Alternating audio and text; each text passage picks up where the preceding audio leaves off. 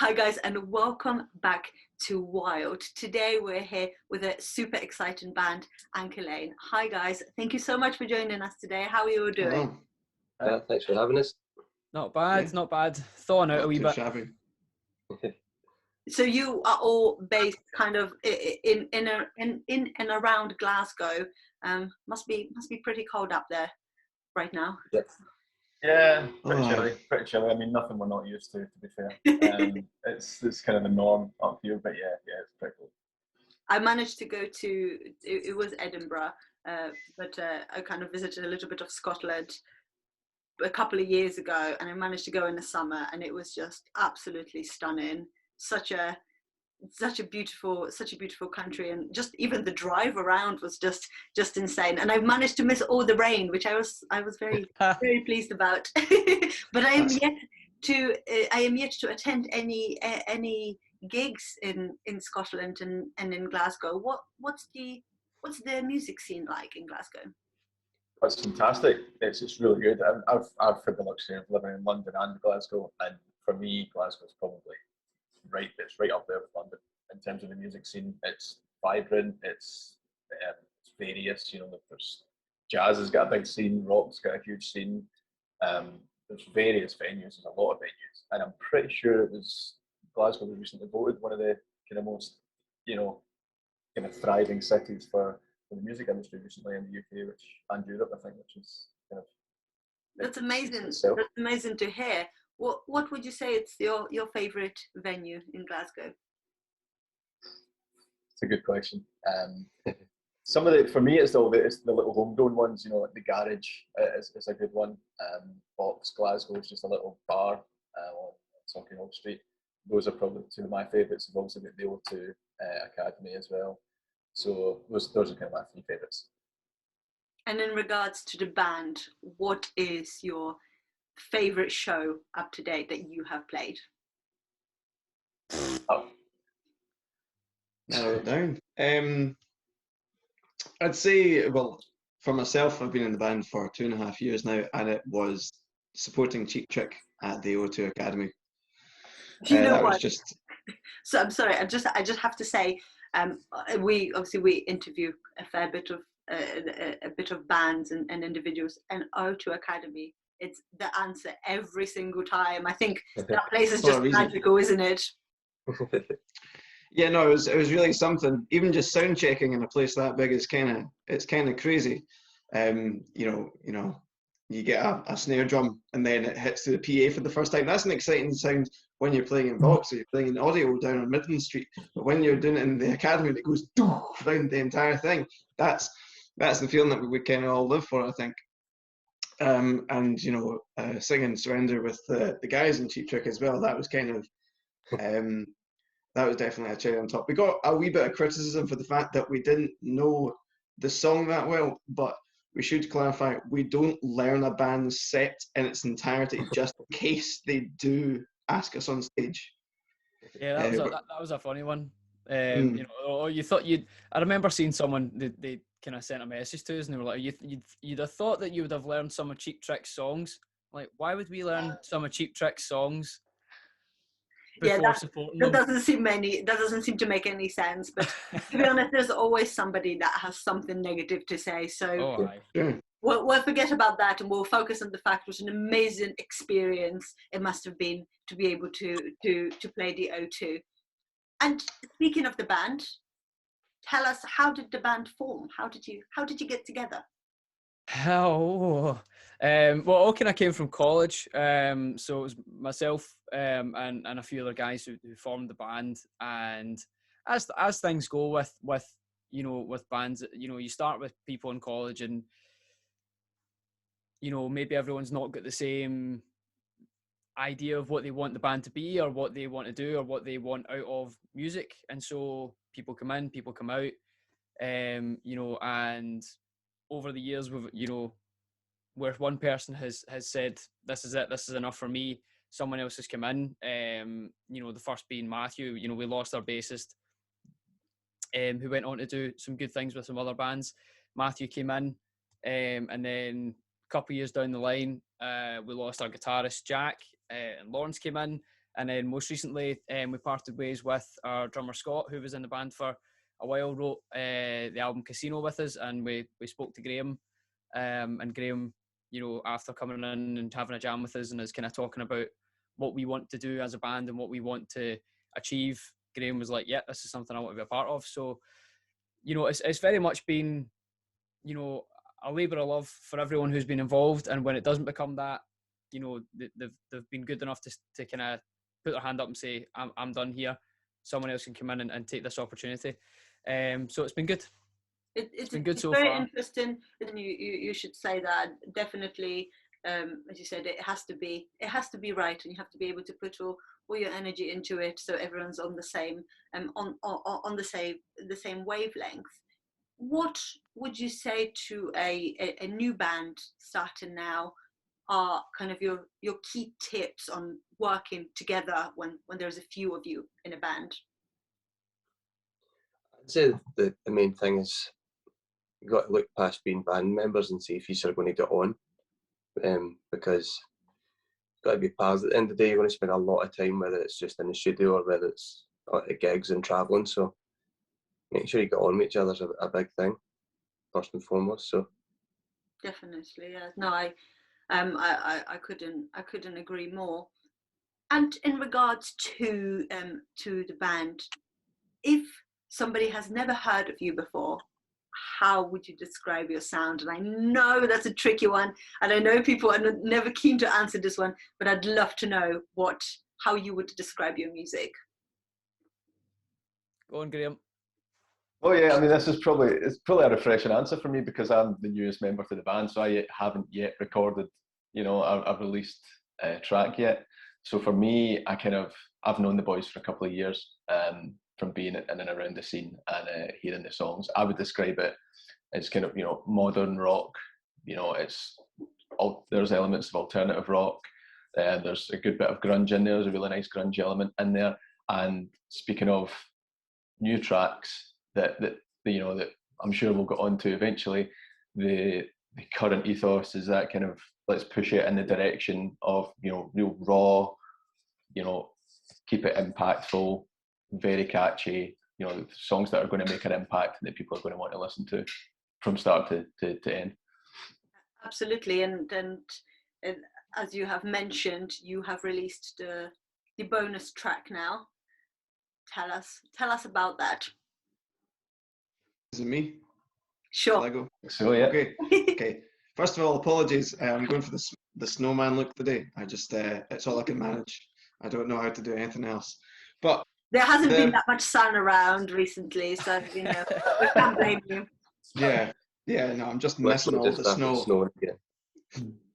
So the 3 bonus tracks that we're talking about here, they were written in the same process as the 10 songs that made it onto the main album, and then recorded at the same time as well with Toby Jepson at Vale Studios.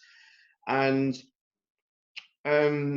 you know, it's just a case of we needed a couple to be left out for later release like this, and we had slightly developed our style throughout the writing process, so it just made sense to have the slightly older ones be as the bonuses, and kind of be for, you know, as a wee Easter egg for the older fans, especially because they were about even before I was in the band. I remember Anchorlane actually played Found Out on STV's Live at 5, which was when that was still a thing. And the funny wee coincidence is that although I wasn't in the band, I played on Live at 5 the very day before with another band called Melissa Kelly and the Smoking Crows. So we already had linked before we were all in the same room. And I remember watching the footage and going, oh, nice, yeah, I like the sound of that. So I rolled my way in there. That's amazing. And I have a bit of an interesting question. I would like to ask each and every one of you to name one musician that you are listening to right now. Right now, there's someone I'm listening to right now. That's a good question. This is the thing. So this is hard. It seems like such a simple question, right? But when you actually think about it, you're like, oh my goodness, who am I listening to right now? Yeah, I know. Well, it's that way where you go, well, I've got the ones that I always listen to, but who am I listening to that's the thing is, they don't have to be they don't have to be current. They don't have to be what's popular. It's what it's the reason why this question is so good. It's because it almost kind of reflects on where one is in life, depending on what it is they're listening to, which is a really great way to get to know you guys. I mean, I would say actually the most recent thing that I've been listening to has been Miley Cyrus's most recent album. Because I heard the single that she did, which was Midnight Sky, and I heard that and was like, that's got total like Stevie Nicks vibes, and I love like Fleetwood Mac and Stevie Nicks, and I was like, okay, I'm gonna listen to this album. And so I've been listening to it, and like obviously there was a lot of kind of people saying, oh, it's not a rock album, blah blah, but I think if you listen to that album, I don't think you can say that it's anything but a rock album. It's very much a rock album that's just been produced like a pop album. But the songs are great. Yeah. It's fantastic, isn't it? It's so modern, and the inspirations, she has taken inspirations from these bands that we have been loving for such a long time, created it her own, and she's been quite a chameleon, you know, in the whole process of creating her music, from starting with Hannah Montana and going into pop, into creating something that people who usually would be like, oh, Miley Cyrus, whatever, everyone's like, this girl is bringing something else here. Absolutely. That's really fantastic. So yeah, big fans over here as well. Yeah. Well, when you're getting the passing of the torch, like someone like Stevie Nicks, then like you must be doing something right. Absolutely. But the person for me, I'd say I've listened to a lot recently is probably Sam Fender. His lyrics are amazing, and he's from Newcastle, and it's just very working class, like they're just great lyrics. So I don't know, the songs are great, and it kind of caught me by surprise. Like just heard him on the radio, and I was like, you know what, I'm going to go listen to his album, and then really looked into his lyrics, and really good. Recommend it. Brilliant. Yeah, for me, it's been actually a fellow Scottish band. I've been really listening to Biffy Clyro recently.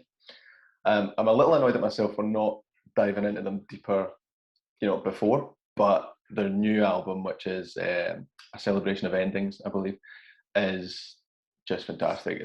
It's absolutely amazing album. I'm really a big fan. The lyric, you know, the depth to the lyrics is fantastic. The parts from each of them, they've even brought in some orchestral stuff, which has worked really, really well, and suited their sound. And for just a three-piece, they sound absolutely massive. I mean, my favourite band of all time is Rush, who are also a three-piece, so there must be a bit of a kind of theme going on. But yeah, I'm a big fan of Biffy Clyro recently. Amazing. And what about you, Lawrence? My sort of biggest listening of recent is, I was considering mentioning a few of them, but the most notable one is perhaps Bring Me the Horizon's new album. I'm not traditionally a fan of Bring Me the Horizon. I used to, as a teenager, I hated what they were doing. I thought that they were basically white noise with the whole deathcore thing, which is just about as bad as music can sound. But they have, what I will admire is any band that is actually progressive, and that's what they have done. They've gone from that and they've gone, okay, been there, done that, we'll change our sound. And they changed their sound quite a lot. Regardless if I don't actually like your music or not, I will appreciate that. But the point is that the new album that they brought out in 2020 it just clicks. I don't know how they went from me disliking them so much but it's just this one album just clicks the right thing. And it's, you know, 2020 rock, so everything's really modern. There's electronics in there, the lyrics are unconventional. It's not like rocking out, drinking beer. It's like modern shit that's actually relevant. We've done rocking out, drinking beer. So yeah, it's just a good album. There's some, they do a lot of collaborations, and there's one with Baby Metal, which I'm not a fan of because I'm not a weeaboo, but the rest of it's great. So yeah, that's my vote. Yeah, I'm loving all the opinions. I think that was brilliant. Also, funnily enough, speaking to obviously a music-based platform, so we speak to musicians a lot, and yeah, kind of Ollie Sykes and his career comes up a lot, because it's very interesting how they were so relevant 10 years ago, and as you said, whether you loved it, hated, knew about it, they were an important part of that scene, and they've kind of did a full circle, and they've come back again with something that's completely different, and they're still relevant, and they've done a great job at growing and improving themselves, or just doing something cool a bit further down the line. So yeah, that's a really great one. Exactly. Yes, yeah. And the next thing I'd love to know from you is what are you most looking forward to post-pandemic? What is the one thing that you can't wait to do that you can't do right now? Pints. Gigs. Pints. Gigs, man. Playing Gigs with live. pints. Gigs and a pint after. It's the cold beer in front of live music, right? That's what's. Do you know, I'd take a warm beer in front of people right now. It doesn't even have to be cold. Any beer. Just leftovers will do at this point, as long as there's live music. Is there any gigs that you have lined up that may potentially take place? I mean, we're supposed to play Download in the summer, and that's, I mean, Download are trying like bears to make it work. So here's hoping, and you know, if they make it work, however they make it work, we'll be there.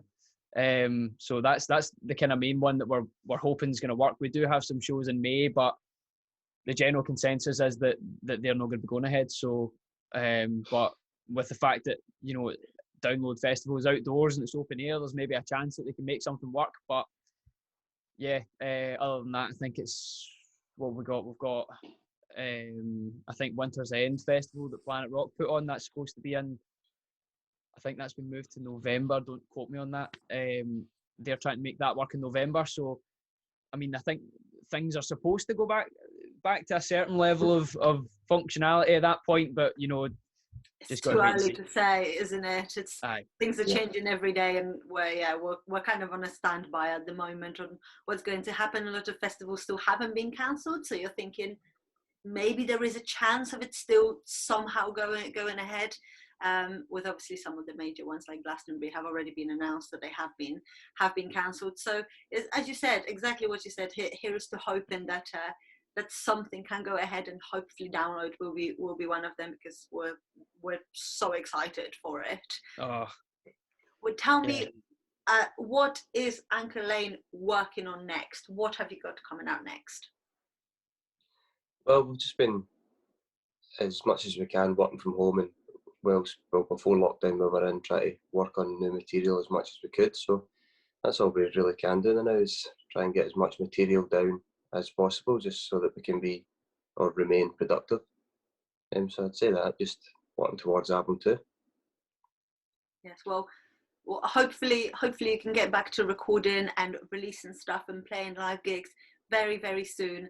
But for now, we'll have to settle on live streams and Zooms. But yeah, it's been a real pleasure to get to know you guys. Thank you so much for coming here today. All of Anchor Lane's links will be left down below, so please do check them out. If you're not familiar with them yet, you must check them out.